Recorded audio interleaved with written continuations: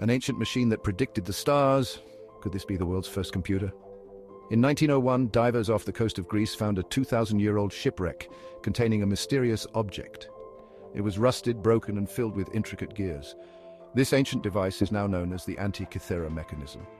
After years of study, scientists discovered that the Antikythera mechanism could predict solar and lunar eclipses and track the movements of the planets.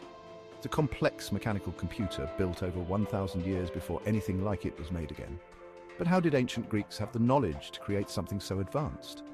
Was this a lost technology, or are we only scratching the surface of their engineering genius? Could there be more lost technologies like the Antikythera mechanism? Subscribe to explore the mysteries of ancient engineering and forgotten genius.